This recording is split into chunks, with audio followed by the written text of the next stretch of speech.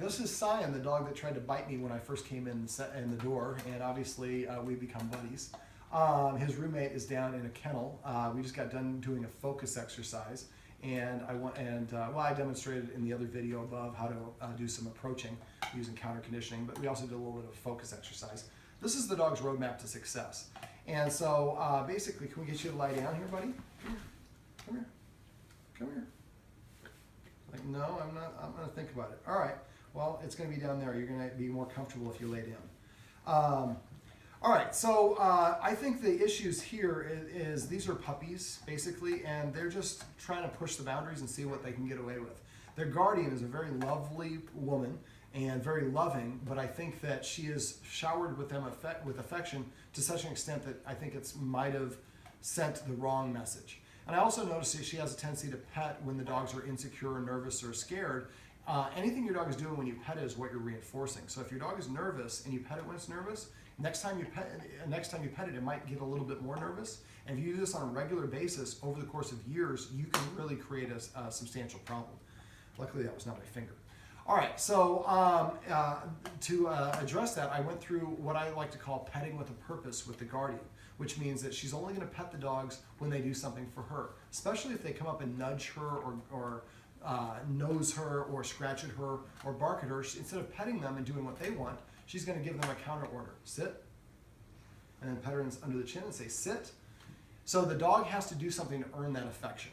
Now I have a video on my website on dog. If you go to doggoneproblems.com and click on dog training tips, the Guardian's already done this. She's watched a bunch of my videos.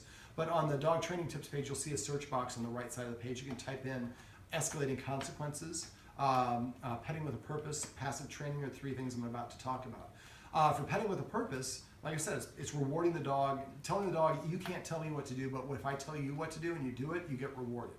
Over time, the dog will come and sit in front of you instead of pawing at you. Now, in this case, the dogs are jumping up on the human and putting their paws on their shoulder and licking her face. Well, she enjoys it, and the other people would not enjoy it, and that's really an inappropriate thing for the dog to do on its own.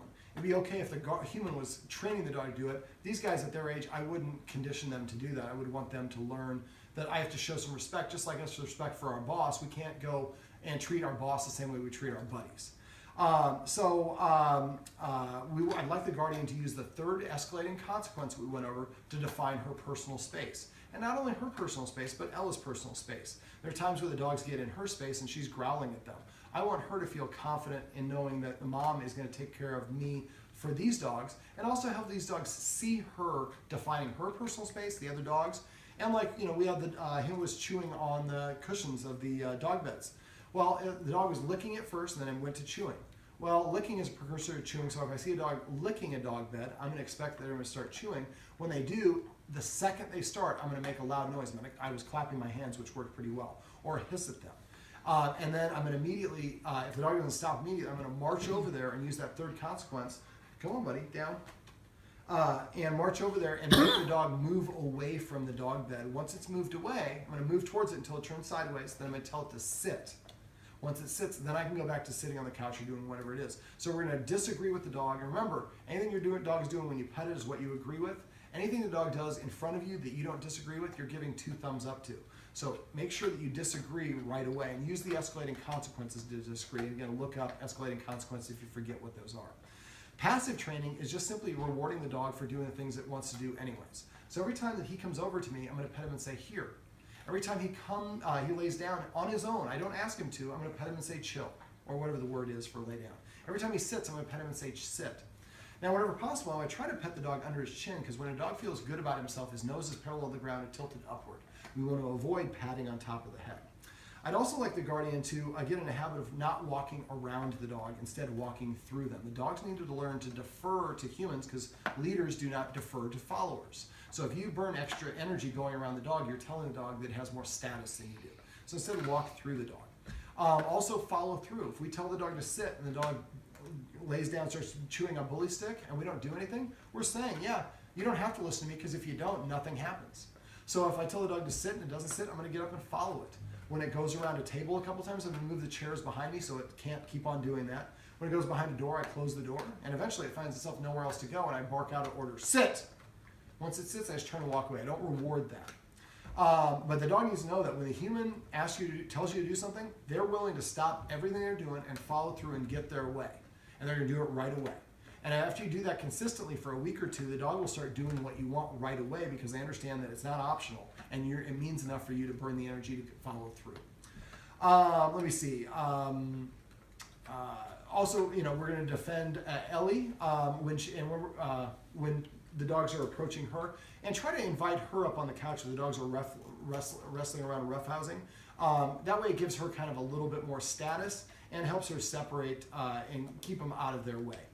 Let's see, we went through a counter conditioning technique in one of the videos. It's important for the guardian to practice that. I would actually practice it in this room because she doesn't have people coming over right now, which is great. I would set a goal of trying to have at least one person come over a day. And I would probably make sure we practice with the other dog a little bit as well. Cion and Clover.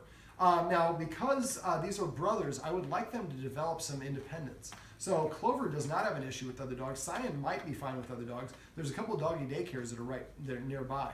So I'd like Cion, or at least Clover, once a week to go to doggy daycare by himself. So he has to learn how to develop his own social skills. That will help with his self-esteem and confidence. And if we can do it for Cion as well, that would be great because we need Cion to understand how to develop social skills. Most of the times, reactive dogs like Cion are doing so out of an insecurity. So the more skill set that we can provide them in terms of this, the more that they're going to feel comfortable. Why don't you lie down? If you lie down, I will give you the whole thing. Nope. Come here. Sit. Down. Down. Nope. Sit. Down. Down. Down.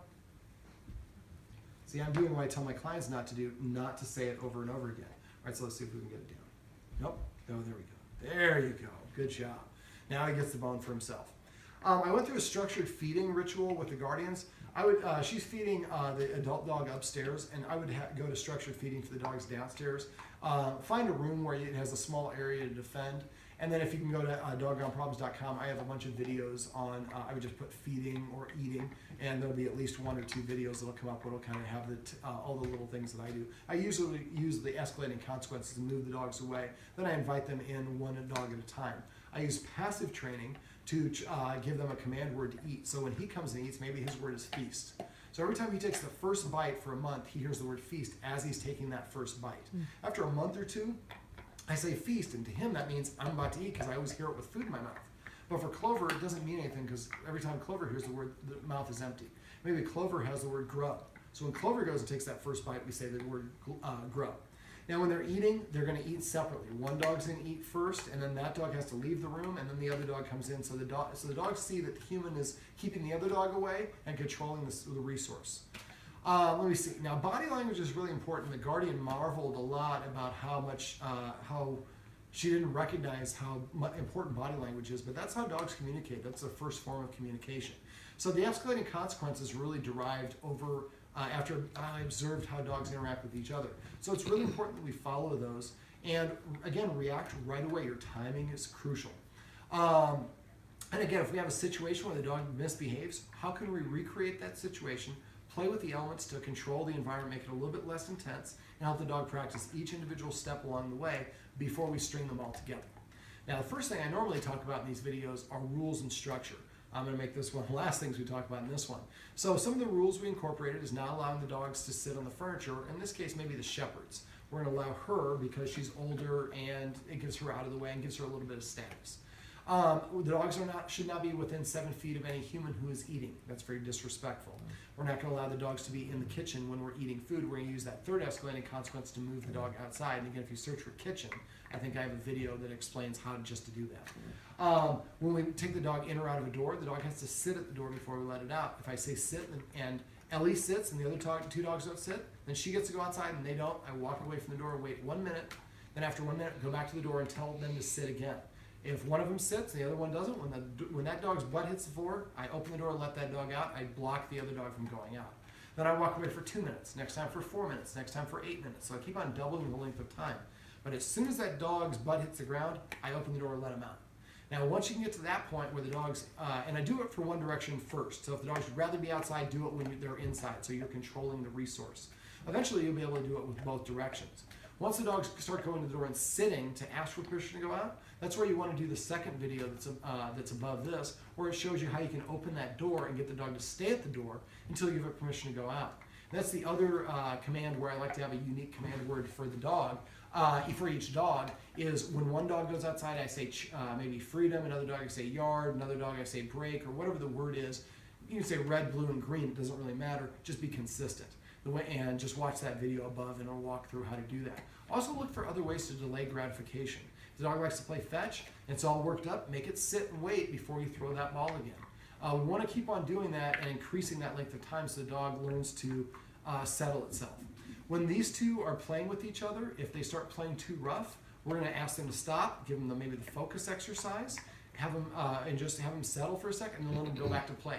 Interrupting them periodically throughout play is very helpful because that's good practice for if it does get out of hand, you're used to separating them. Let me see. Energy is important, so like I said, make sure you stand up when you need to.